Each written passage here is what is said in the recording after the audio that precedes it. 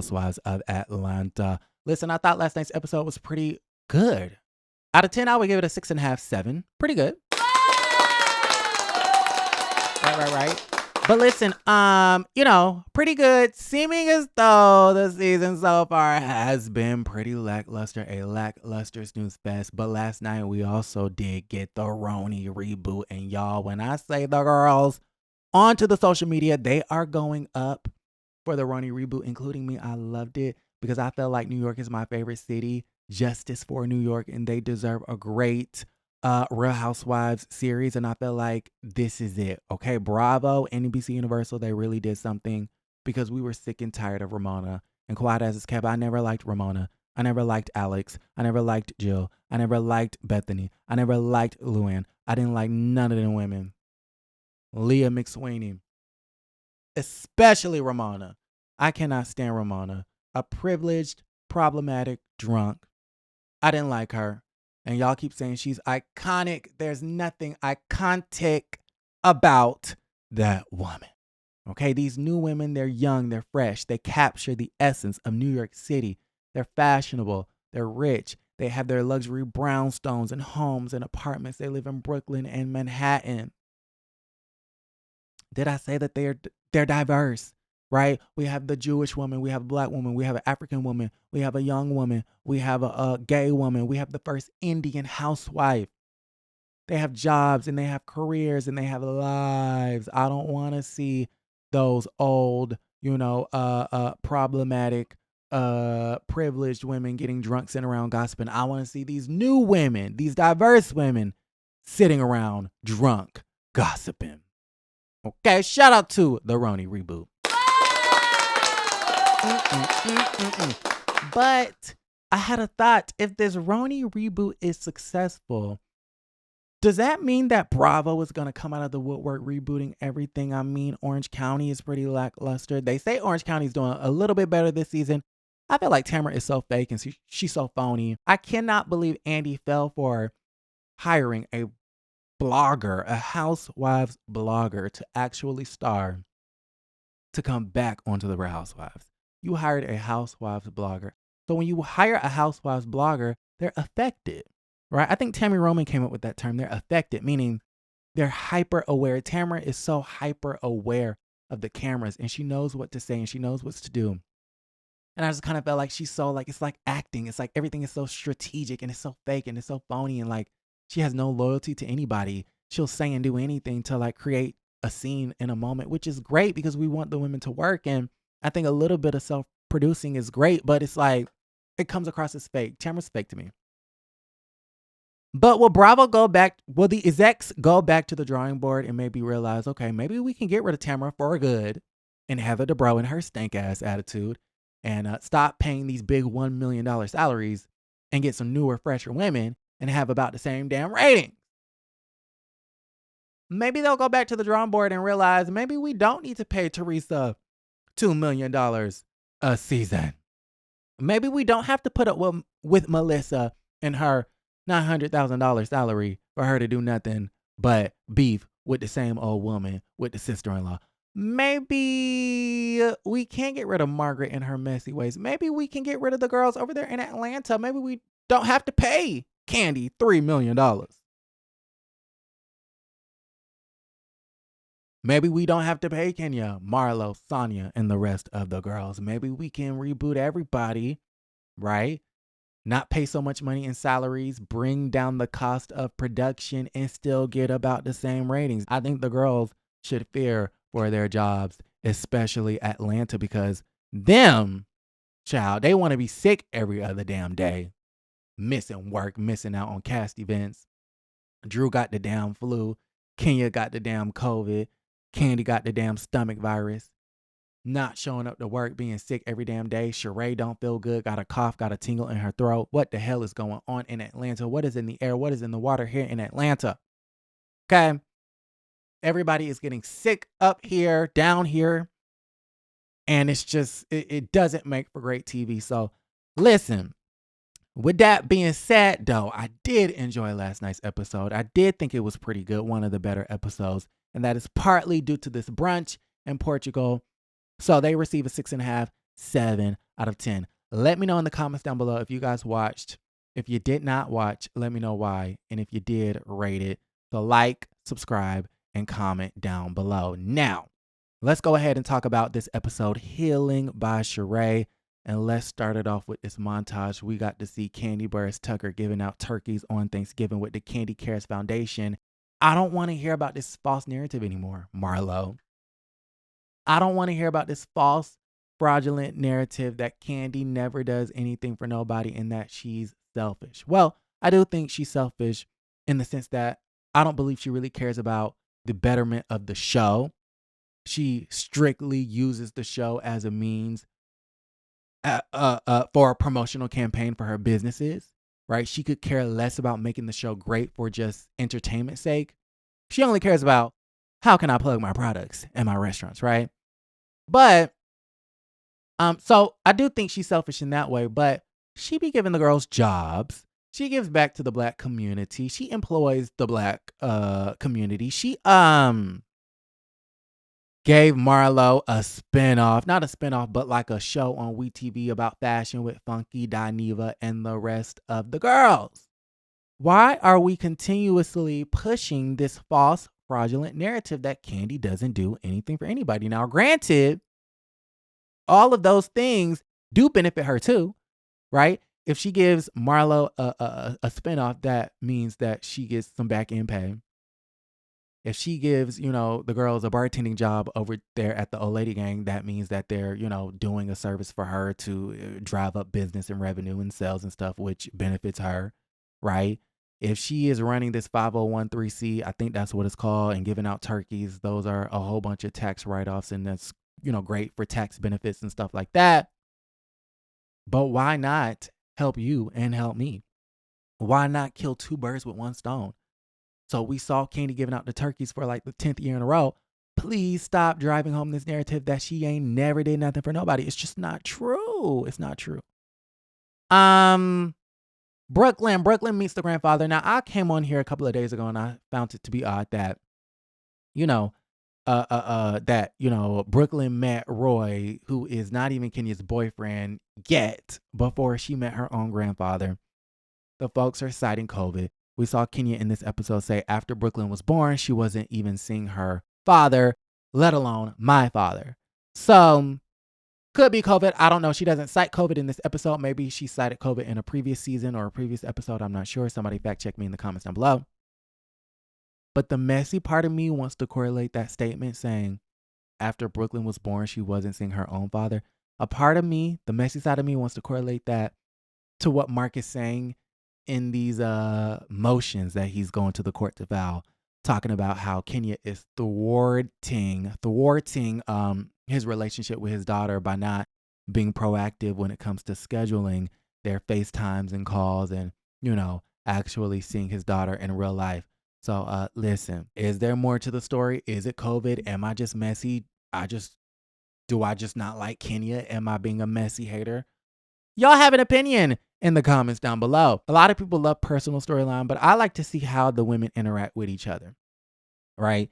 And I love it when they're together. And so Drew and Ralph really did their big one when they got all of the women together. But not only that, they're men. We got the husbands and the exes and the, boyfriends and the dates and stuff like that. Everybody was there, excluding Roy and who else? Martell, but we'll get into that in just a second. But kudos to Drew.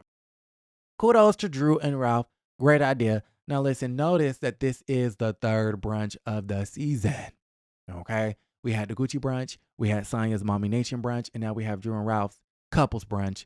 And I think it's interesting because it is so Atlanta. Like, that's all people want to do here is brunch, brunch, brunch. Do you want to go to brunch every Saturday, every Sunday, every Friday, every Thursday, every Wednesday, every Monday?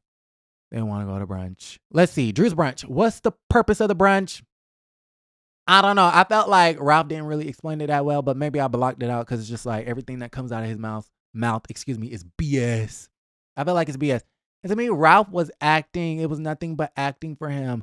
We saw him. He was up there talking about the guys, we all get along. First off, y'all don't even know each other. Y'all don't know Heath like that.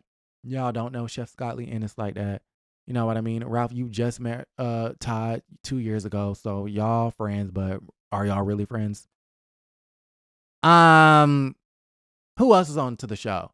Like, who else was there? Like, y'all get along because y'all don't know each other. Y'all don't really have real relationships with each other, right?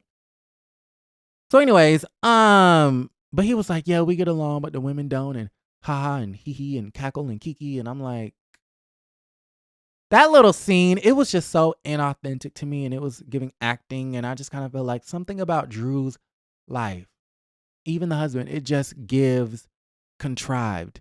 And Drew, I don't know. I love you, Drew. I think Drew's amazing. I think she's gorgeous. I think she's beautiful. But the hairstylist, they really did you dirty in this episode.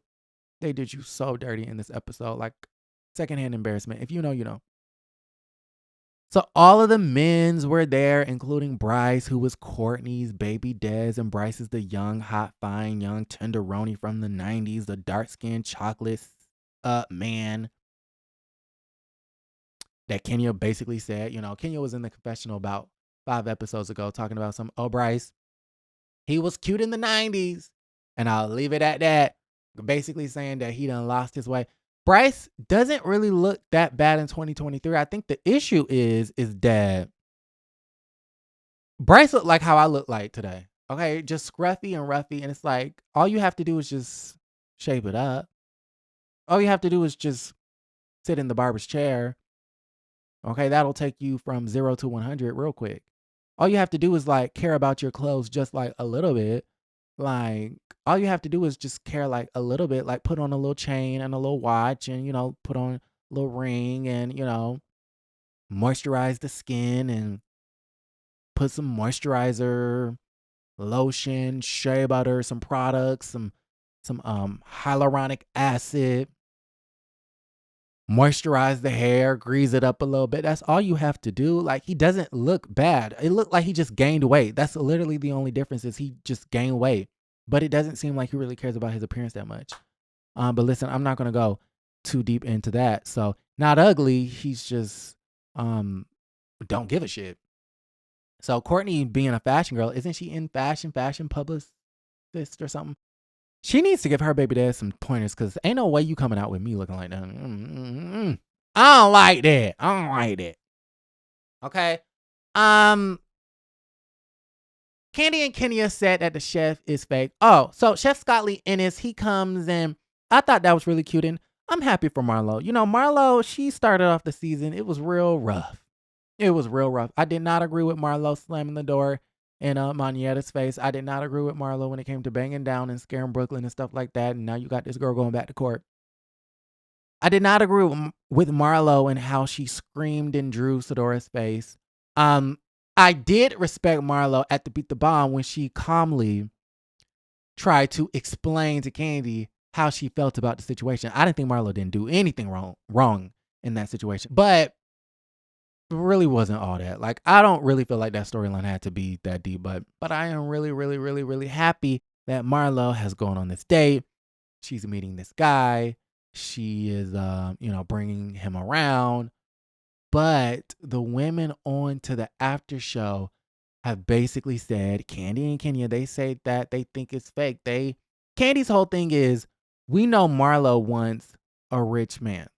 Chef Scott Lee Ennis does well for himself, but he's not rich, right? She says that Marlo has cited that she doesn't have sex, and before she does anything, you need to drop the bags. You want to see some ass? I need to see some cash, right? Keep them dollars coming, and that's going to make Marlo dance. Is that how the lyrics go? Yeah. So she feels as though, she's just bringing him around for the show's sake, that she's not really into him. And in that sense, she feels as though the whole situation is fake.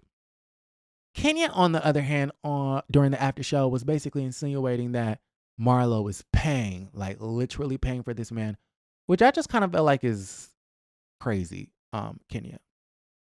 I feel like that's crazy because we know that you paid Walter. We know that you paid Walter. We're never going to let that down. We're never going to let that go. We're always going to continuously bring that up each and every time. You tried it. Now,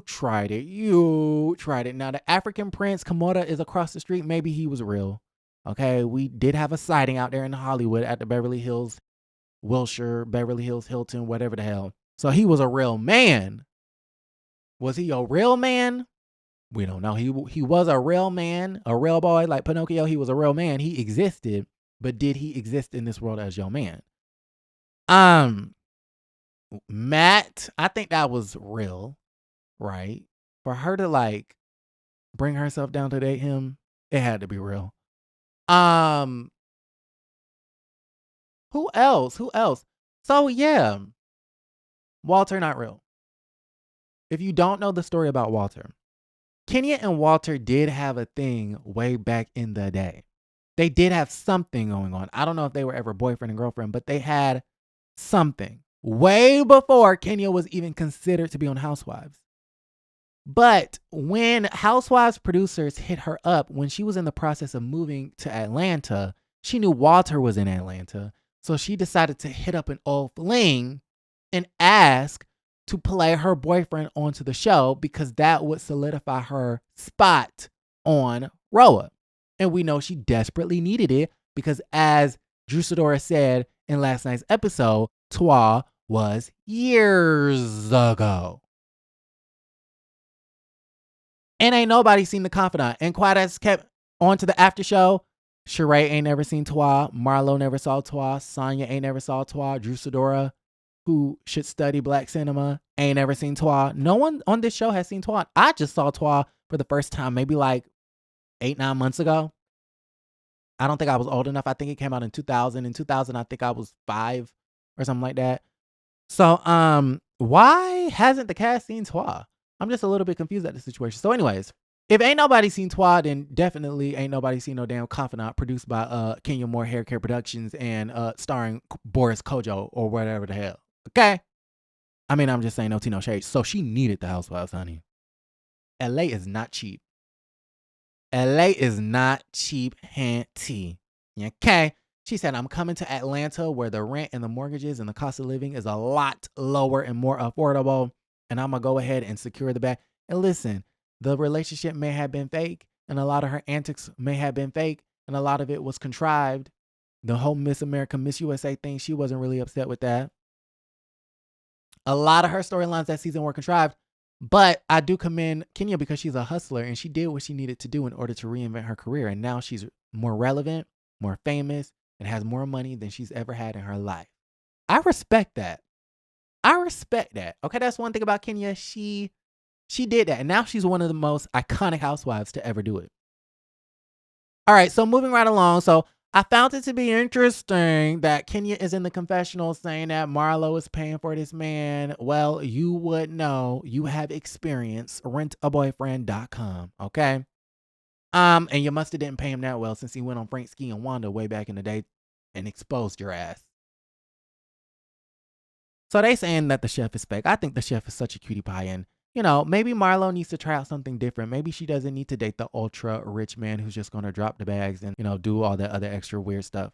Okay, Marlo, we know Marlo is a professional city girl. Maybe she needs to leave her city girl past behind.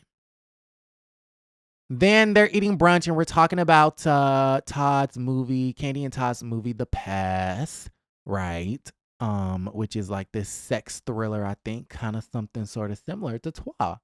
And Kandi was asking, so if you're hiring crew and if you're, you know, casting, why didn't I receive an offer?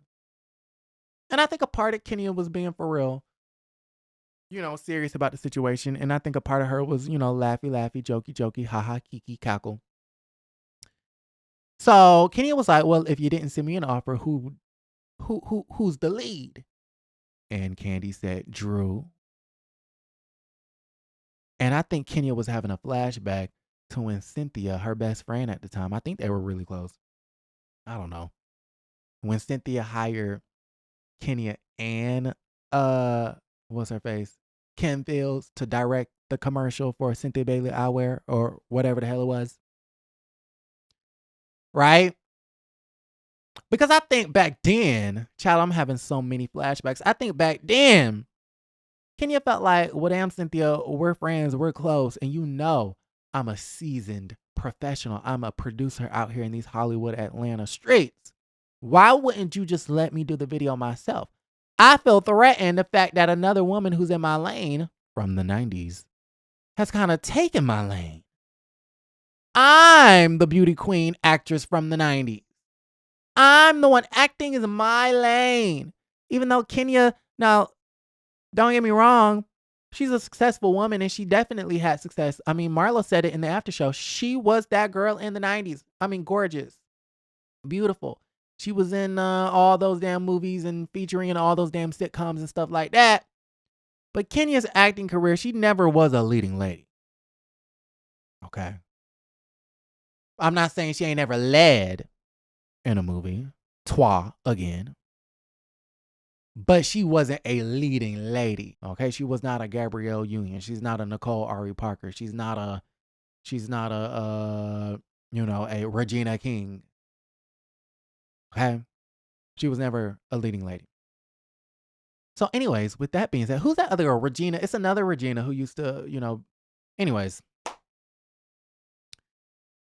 Drew got the part. Kenya is upset at the situation. She's not upset, but like, she's like, oh, really? Like, wow. And then Drew goes into the confessional shading her, talking about some, has Kenya even had an acting role since Twa? Has she been in a movie since Twa? I mean, that was 22 years ago and yada, yada, this thing, yada, yada, that. Wow. So Kenya just about 3 episodes ago called Drew Sidora's video low budget. And Drew Sidora is returning the favor by basically saying that Kenya Moore Haircare's acting career is dried up. Sahara Desert vibes. But somehow every time Sonya says something shady, it's the biggest issue in the world. I found that to be really interesting, seeming as though Kandi and Drew and Kenya and Monyetta are a part of the alliance. Is the alliance turning on each other? We see each other. All right, so moving right along. So Twa, ain't nobody seen Twa. I saw Twa. And Twa's not a bad movie, but you can tell they had no budget. I mean, shit. If we calling Drew Sidora a low budget Beyonce blow, Twa was just low budget, period. It was a low budget movie. I mean, it was like equivalent of what like a Tubi movie would be. Okay. Anyways, and again, nobody saw Twa. Nobody on the cast has seen Twa except Kenya herself and Kandi, and we know why Kandi was watching Twa. Kandi was watching Twa because Kandi was living Twa. No tea, no shade. Okay, moving right along. Drew and Kenya, they shade each other, whatever. Roy calls onto the phone, which is interesting because it is, everybody's supposed to have a date. Everybody has a date. Martell is not there, but Martell gets a pass because he has shown up onto this show maybe about 3 times already, so we'll give him a pass. But during this brunch, he ends up calling Kenya in front of the ladies, and Kenya kind of takes her phone, right? She takes her phone and she, shows the girls, Roy, and everybody says hi, and, Marlo was looking like, oh my God, is that who I think it is? Is that Roy? Is that Roy? And Monyetta goes, yeah. Monyetta, my question to you, why are you so up in Kenya's phone when Roy calls? Every time Roy is mentioned, it's like Monyetta gets so giddy and she gets so happy. And she, like, Roy calls Kenya and you all up in the phone like, girl, can you get the hell off my phone call?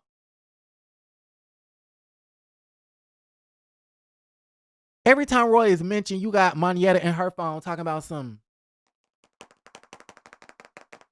Let me text Roy. Let me FaceTime Roy. Girl, once you hook me up with your friend, I'm going to need you to stop being as close, okay? I'm going to stop. Y'all can still be cool, but I'm going to give me 50 feet on Roy. Monyetta, give Roy 50 feet, please. I mean, I'm just saying. And then, so like Marlo points out, oh, me and Roy went on to we went on a date. He slid into my DMs and we went on a date to Super Rica. Y'all, if you live in Atlanta, is it Super Rica or is it Superica? Because I always called it Super Rica, like how Marlo Hampton did. But then my friends, one day we was walking by Super Rica and I called it Super Rica. And my friends was like, what the fuck is Super Rica? And I'm like, it's the restaurant right there. And they were saying it's called Superica. So I was like, oh. Listen, so Marlo blurted out, oh my God, I dated Roy too. I dated Roger Bob too. Marlo then turned into go Shay Hunty. Listen, in the teaser, the preview for next week's episode, we get Monietta talking about some, yeah, Marlo, I didn't like how you blurted out that you dated Roger Bob too, aka Roy. My whole thing is, Monietta, you feel a ways that Marlo blurted out that she dated or she went on a date that she went on a date with the guy that Kenya is currently dating, but you felt no ways about how Kenya strategically waited months to tell Sheree that Martell slid in her DMs years ago. Coming to us with no receipt. No receipt. A very interesting situation. So when she said that, I could tell Kenya was irritated, but Kenya was trying her best not to let it be known. Like, Kenya was trying her best to, like, ignore Marlo. And, you know, I think it kind of bothered her a little bit. Like, damn, this girl got something on me. Like, this girl has a one-up on me, right? Not really, because, listen, at the end of the day, he's with you, right? So it's really not a big deal. But if I was in Kenya's shoes, it would be like, bitch, like, God damn it, out of everybody, it's this woman who went on a date with Roy, right? But she was trying her best, like, not to let it, like, affect her or anything like that. So she pretty much ignored the situation. But according to the after show, according to Kenya via the after show, they did not go on a date. It was a lunch meetup. It wasn't a real date. They just met up for lunch. And news flash to Kenya and everybody else. If you're meeting up for lunch, that is a date. Okay? Because what else? Are we talking about business? Like, what do you mean a meetup? If we're hanging out for lunch, that's a date. Whether it's friends, because even for me, I go on a friend date. Me and my friend were going on a lunch date. A date is a date. It's a date. They went on a date. Eat it. Okay, deal with it. He was attracted to, he thought Marlo was cute because he wouldn't have been in the DMs talking about some, oh, choose the blue dress, Miss Marlo. Like, girl, we all know how to flirt. You know, reacting to people's stories is the new, I do it all the time. Okay? I'd be like, ooh, they posted something that I can actually react to. I can, you know, say something about the story that they posted and it goes straight to their DM. It's like commenting on a post, except it's not a public forum. So if you ever want to slide into the DMs, Roy knows exactly what the hell he's doing, sweetie. He thinks Marlo was cute. Maybe he didn't like all the hacking and the hawking and the snot nosing and the acid reflex and stuff like that. And maybe he didn't like the fact that, you know, Marlo was a bit hood. Right? So maybe it wasn't a right match. Maybe, you know, according to Marlo, Roy was corny. He was corny. But listen, you guys, it didn't work out, so it is what it is. Moving right along. So then at this same brunch, we're still at the brunch show. This brunch had a lot going on. We get this situation where Sheree brings up, you know, the lawsuit. Apparently there's a lawsuit where Drew Sidora did not pay a chef, allegedly, and Drew claims that the chef, it was like a trial run, and it was under, I guess the chef was supposed to be under the impression that it was like a trial that she was going to be doing for Drew and the family for free, right? So the little chef is taking Drew to court and things like that for $1,000, and Sheree brought it up and they talked about it and it was what it was. Nobody cares, not a big deal. Next, skip, fast forward. What else is going on? So then after that, the girls go to Portugal. Kandi is sick. She has the diarrhea. She's shitting on the plane. She's throwing up on the plane. You got defecation coming out on one end and spit up coming out on the other end. And it's a whole nasty stinker situation. Okay, so Kandi was sick. But I respect Kandi for showing up because, listen, she has missed a few events. right? She has been super busy, with Escape and the girls, and I honestly don't know how Kandi does it all. With the Broadway and the 3 restaurants and the Escape concert tours and filming the Escape show, and just it's a lot. Then she has the kids and the families, and yeah, Kandi does a lot. And so I respect the fact that even though she was sick, she still decided to show up. So, all right, moving right along. So she is sick, but they end up going to Portugal and whatnot. Kenya is wearing logos. Remember at the Gucci brunch when Kenya said she doesn't wear logos? Okay, she's wearing a jumpsuit with white boots with nothing but Chanel logos on it. Anyways, the Sprinter is really cute. They got a nice, luxury Sprinter, Mercedes Benz, honey. The hotel, they stayed at the W in Algarve, Portugal, I believe. Beautiful Portuguese hotel. So listen, definitely better than the Alabama fiasco. Okay, the nightmare in Alabama. Definitely better. Very luxury. So they go to dinner and whatnot, and I'm skipping a whole bunch of stuff, but listen, doesn't matter.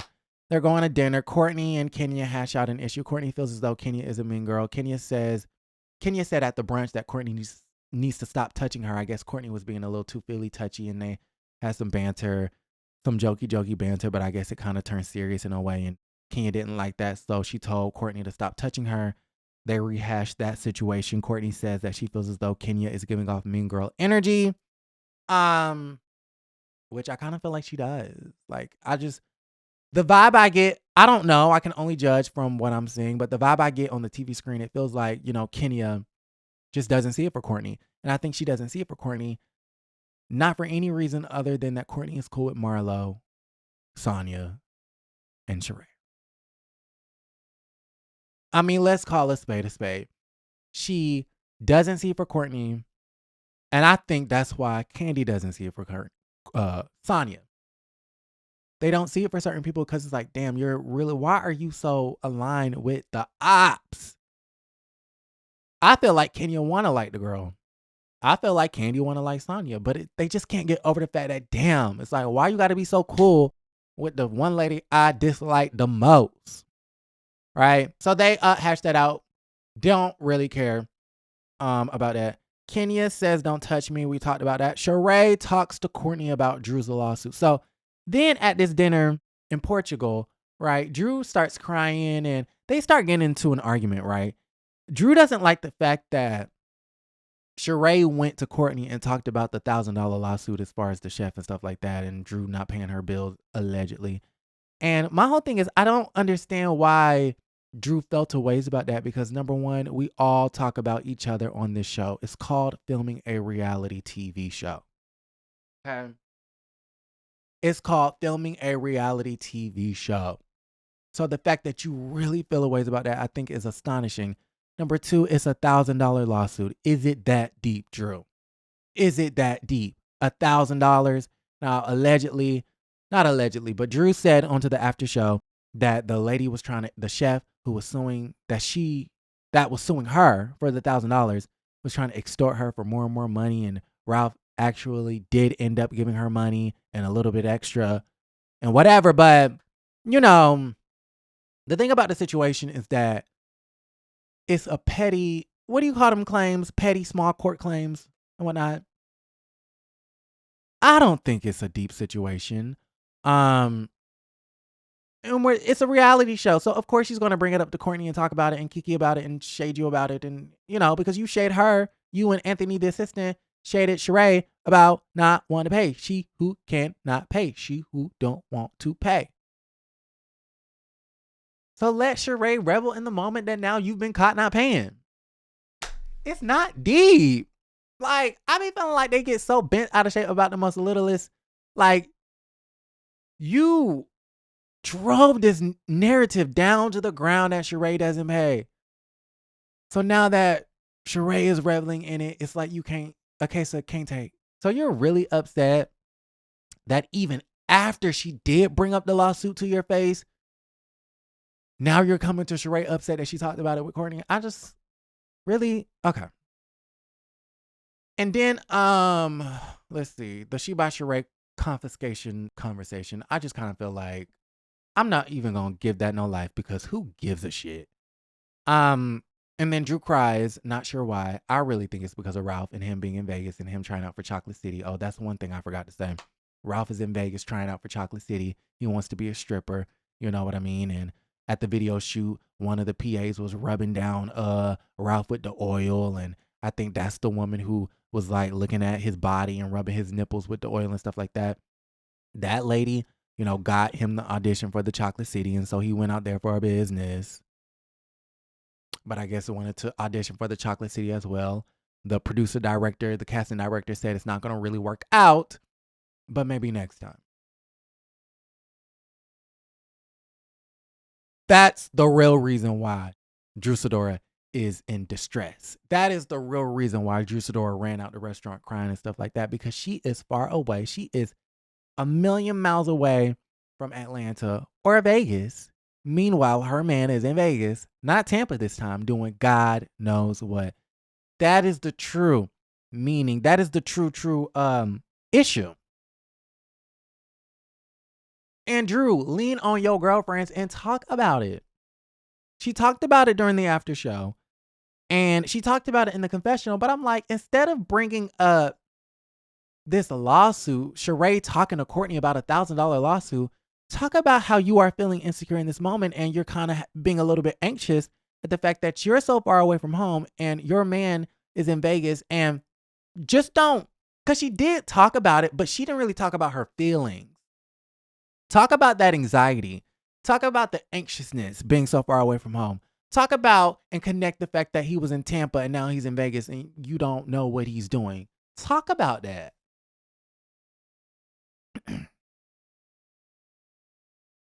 Because so far during this season, I mean, Ralph has done, it's interesting because this is Drew's third season. It seems that Ralph has been a much better husband this season than the past two. So it's funny that it seems as though they're getting along the best this season, but by the end, they get a divorce. It's really odd.